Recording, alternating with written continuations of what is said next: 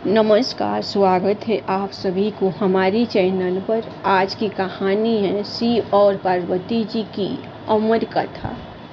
पुराणों में संस्मरण है कि एक बार माँ पार्वती ने बड़ी उत्सुकता से बाबा श्री विश्वनाथ महादेव से यह प्रश्न किया कि ऐसा क्यों होता है कि आप अजर अमर है और मुझे हर जन्म के बाद नए स्वरूप में आकर फिर से वर्षों की कठोर तपस्या के बाद आपको प्राप्त करना होता है। जब मुझे आपको ही प्राप्त करना है तो फिर मेरी यह तपस्या क्यों, मेरी इतनी कठोर परीक्षा क्यों, और आपके कंठ में पड़ी यह परमुंड माला तथा आपके अमर होने का कारण, रहस्य क्या है? महाकाल ने पहले तो माता को यह गूढ़ रहस्य बताना उचित नहीं समझा, परंतु स्त्री हट के आगे उनकी एक न चली। भगवान शंकर ने माँ पार्वती से एकांत व गुप्त स्थान पर अमर कथा सुनने को कहा, ताकि कोई न सुने, क्योंकि जो इस कथा को सुन लेता वो अमर हो जाता। इस कारण शिव जी माँ पार्वती को लेकर किसी गुप्त स्थान की ओर चल पड़े। सबसे पहले भगवान भोले ने अपनी सवारी नंदी को पहल ग्राम पर छोड़ दिया। इसलिए बाबा अमरनाथ की यात्रा पहल ग्राम से शुरू करने का बोध होता है। आगे चलने पर चंद्रमा को चंदन बाड़ी में अलग कर दिया और गंगा जी को पंचतरणी में, इसके बाद कंठाभूषण सर्पों को शेषनाग पर छोड़ दिया। इस प्रकार इस पड़ाव का नाम शेषनाग पड़ा। आगे की यात्रा में अगला पड़ाव गणेश टाप पड़ता है।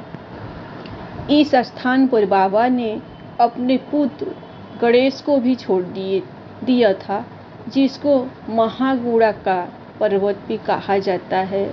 पीसू घाटी में पीसू नामक कीड़ों को भी त्याग दिया।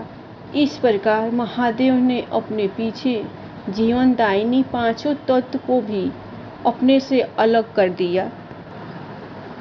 इसके साथ माँ पार्वती संग एक गुप्त गुफा में प्रवेश कर गए। कथा कोई न सुने, इसलिए शिवजी ने चमत्कार से गुफा के चारों ओर आग प्रज्वलित कर दी। फिर अमर कथा माँ पार्वती को सुनाना शुरू किया। कथा सुनते हुए देवी पार्वती को नींद आ गई। भगवान शिव कथा सुनाते रहे। इस समय दो सफेद कबूतर कथा सुन रहे थे और बीच बीच में गू गू की आवाज निकाल रहे थे।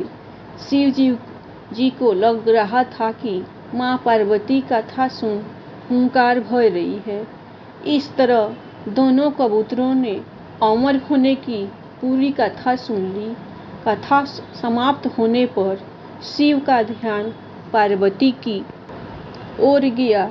शिव जी ने सोचा कि पार्वती सो रही है तो कौन हामी भरी रहा था। तब महादेव की दृष्टि कबूतरों पर पड़ी तो क्रोधित हो गए और उन्हें मारने के लिए तत्पर हुए। इस पर कबूतरों ने शिव जी से कहा कि हे प्रभु, हमने आपसे अमर कथा सुन ली है। यदि आप हमें मार देंगे तो अमर होने की यह कथा झूठी हो जाएगी। इस पर शिव जी ने कबूतरों को जीवित छोड़ दिया और उन्हें आशीर्वाद दिया कि तुम सदैव इस स्थान पर शिव पार्वती के प्रतीक चिन्ह के रूप में निवास करोगे। अतः यह कबूतर का जोड़ा अजय अमर हो गया। माना जाता है कि आज भी इन कबूतरों का दर्शन भक्तों को प्राप्त होता है। इस तरह से यह गुफा अमर कथा की साक्षी हो गई और इसका नाम अमरनाथ गुफा पड़ा। यहाँ गुफा के अंदर भगवान शंकर बर्फ के निर्मित शिवलिंग के रूप में विराजमान है। पवित्र गुफा में मां पार्वती के अलावा गणेश के सभी अलग से बर्फ से निर्मित प्रतिरूपों के भी दर्शन किए जा सकते हैं। गडरिये ने ढूंढा गुफा पवित्र गुफा की खोज के बारे में पुराणों में भी एक कथा प्रचलित है कि एक गडरिये को एक साधु मिला। उसने उस गडरिये को कोयले से भरी एक बोरी दी। गडरिया अपने कंधे पर लादकर अपने घर को चल दिया। घर जाकर उसने बोरी खोली तो वह आश्चर्यचकित हुआ, क्योंकि कोयले की बोरी अब सोने की सिक्कों की हो चुकी थी। इसके बाद वह गडरिया साधु से मिलने और धन्यवाद देने के लिए उसी स्थान पर गया जहाँ पर साधु से मिला था, परंतु वहाँ उसे साधु नहीं मिला, बल्कि ठीक उसी जगह पर एक गुफा दिखाई दी। गडरिया जैसे ही उस गुफा के अंदर गया तो उसने वहाँ पर देखा कि भगवान भोले शंकर बर्फ के बने शिवलिंग के आकार में स्थापित थे। उसने वापस आकर सबको यह कहानी बताई और इस तरह भोले बाबा की पवित्र अमरनाथ गुफा की खोज हुई। धीरे धीरे दूर दूर से भी लोग पवित्र गुफा एवं बाबा के दर्शन के लिए पहुंचने लगे। श्री अमरनाथ जी के दर्शन से लाभ बाबा अमरनाथ दर्शन का महत्व पुराणों में भी मिलता है। पुराण अनुसार काशी में लिंग दर्शन और पूजन से 10 गुना, प्रयाग से 100